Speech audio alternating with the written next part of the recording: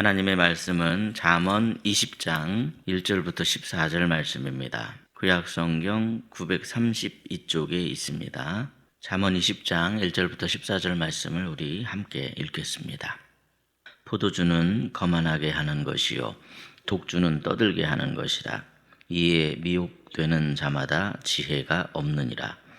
왕의 진노는 사자의 부르짖음 같으니 그를 노하게 하는 것은 자기의 생명을 해하는 것이니라. 다툼을 멀리하는 것이 사람에게 영광이거늘 미련한 자마다 다툼을 일으키느니라. 게으른 자는 가을에 밭 갈지 아니하나니 그러므로 거둘 때에는 구걸할지라도 얻지 못하리라. 사람의 마음에 있는 모략은 깊은 물 같으니라. 그럴지라도 명철한 사람은 그것을 길어내느니라.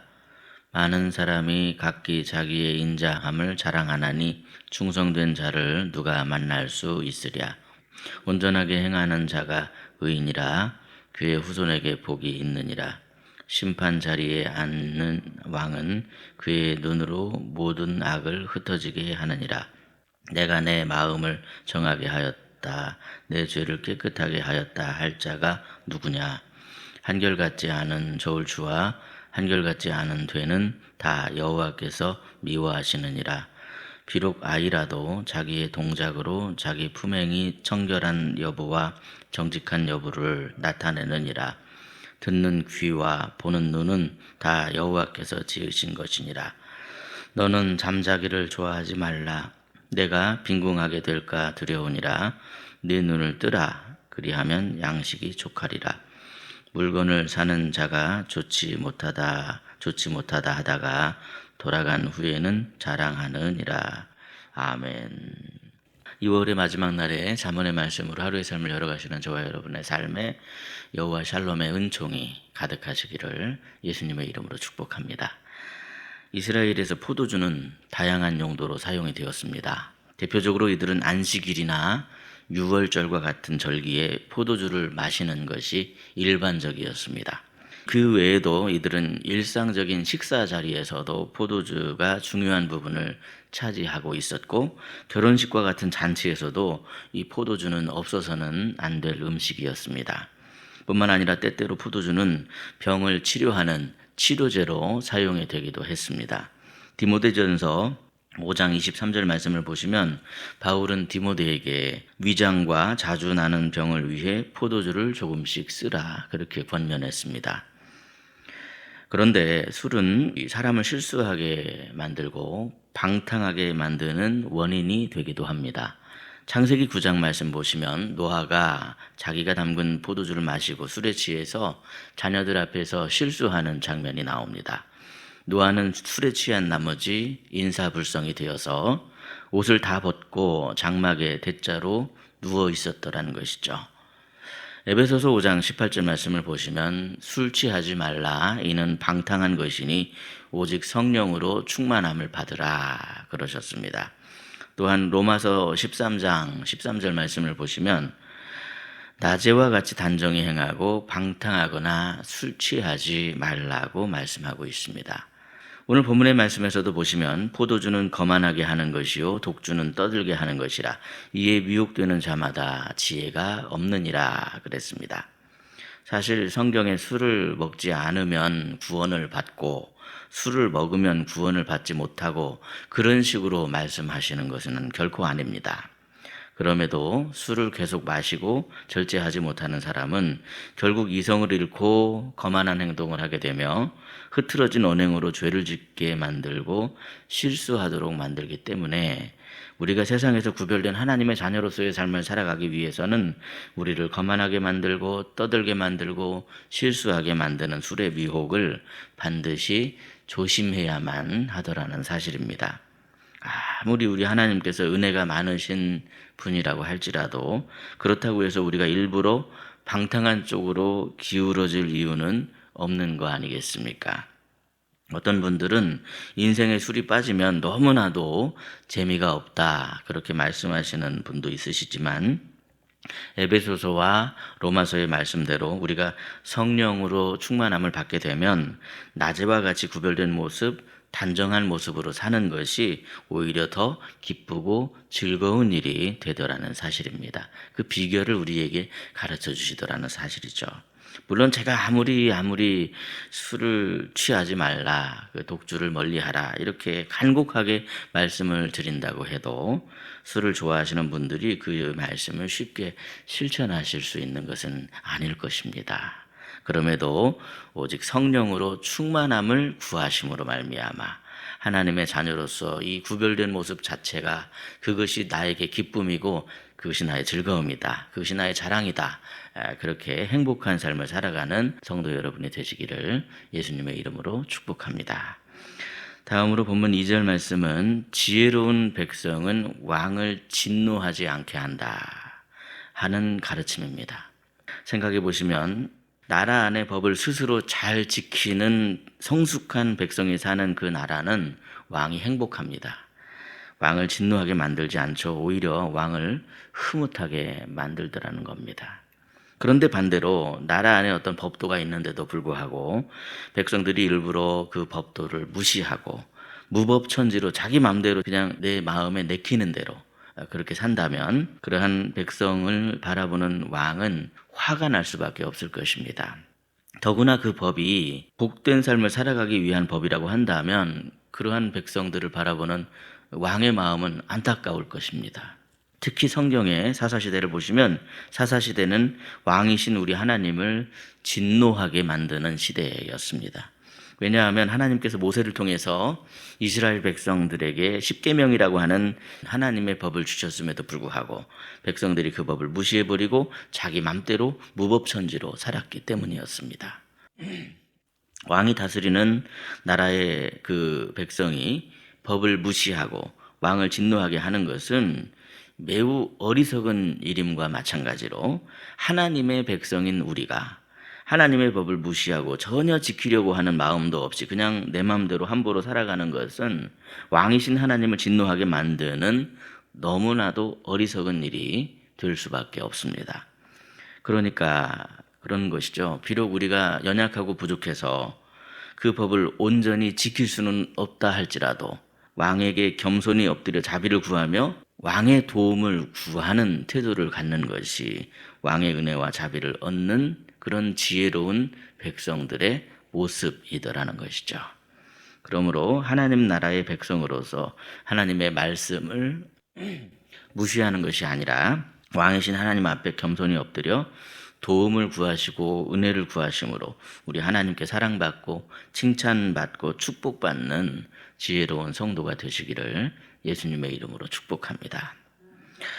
다음으로 마지막으로 본문의 말씀에서 함께 나눌 자문의 지혜는 하나님께서 우리의 중심을 보신다는 깨달음입니다. 하나님께서 우리의 중심을 보신다.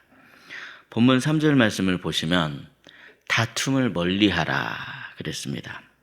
과연 다툼이 일어나는 원인이 무엇일까요? 다툼이 일어나는 이유는 여러 가지가 있겠지만 많은 경우에 대부분 우리 마음에 욕심이 원인이 될 때가 많다는 사실입니다. 그래서 욕심 부리지 않고 양보하면 다툼이 사라질 때가 참 많습니다. 양보해야 되더라는 것이죠. 본문 4절을 말씀 보시면요. 본문 4절은 게으름에 대해서 말씀을 하시는데요. 그런데 우리가 자꾸만 게으름을 피우는 이유도 한마디로 지금 할 일을 나중으로 미루기 때문이라는 것이죠. 생각해 보면 우리 주님은 우리가 지금 당장 해야 하는 중요한 일을 무엇인지 그것이 무엇인지를 우리에게 가르쳐 주시는 분이십니다. 우리가 지금 당장 해야 할 일들이 있더라는 거예요. 예수님께서도 너희는 먼저 그의 나라와 그의 의를 구하라 그렇게 말씀하시지 않았습니까? 지금 당장 우선순위를 둬야 되는 일이 있습니다. 그런데도 우리가 하나님이 가르쳐 주신 그 먼저 해야 할 일을 나중으로 미루는 이유가 무엇입니까? 생각해 보면 이것도 양보하지 못하는 것과 관련이 있습니다. 내 뜻대로 내 마음대로 하고 싶은 그런 욕망이 너무나도 크기 때문에 하나님의 뜻에 양보하지 못하더라는 거죠. 내 속에 하나님보다 내가 더 훨씬 더 크기 때문에 하나님의 일을 나중으로 미루게 되더라는 사실입니다. 하나님보다 나를 더 중요하게 생각하기 때문에 나의 편안함과 나의 나태함과 나의 만족을 위해서 지금 해야만 하는 그 일을 자꾸자꾸 뒤로 미루고 있습니다. 가만히 생각해 보시면 하나님께서 우리에게 이 경계하고 멀리하라 그렇게 말씀하시는 죄악은 언제나 우리 마음 가운데 내 중심에 있는 이기적인 욕망으로부터 비롯되는 것임을 우리가 깨달을 수 있습니다. 사람들은 자기의 이기적인 욕망을 따르는 것이 자기에게 복이 되고 유익이 된다. 그것이 나에게 훨씬 유리하다. 그렇게 생각할 때가 많지만 성경은 그렇게 말씀하지 않습니다. 그것은 어리석은 것이라고 가르쳐 줍니다. 하나님께서 이사야 선지자를 통해 말씀하시는 것처럼 사실 사람들의 눈은 이미 영적으로 어두워져 있고 그처럼 어두워진 눈으로는 제대로 된 길을 찾아갈 수가 없기 때문에 우리는 다 양 같아서 각기 제 길로 갔다. 그 길로 갈 수밖에 없는 그런 상황이 바로 우리의 영적인 상황이더라는 사실입니다.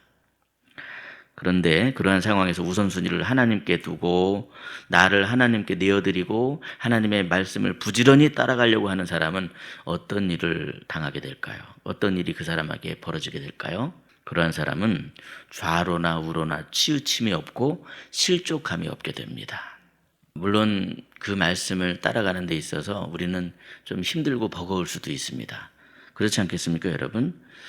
그냥 내 이기적인 욕망을 따라서 나태함이나 편안함을 추구하고 그냥 게으름 가운데 빠져 있으면 몸은 좀 편하게 느껴질 수 있습니다. 그런데 그것은 영적으로 매우 그 사람에게 좋지 않은, 영적으로는 굉장히 힘들어지는 그런 상황이 될 수밖에 없지만, 힘들어도 하나님께서 따라오라고 하는 그 길을 따라갈 때 우리의 영혼은 잘 되게 되고, 그래서 우리의 영혼이 잘 되면 범사가 잘 되고 강건할 수 있게 된다 하는 것이 바로 영적인 축복의 원리이더라는 것이죠.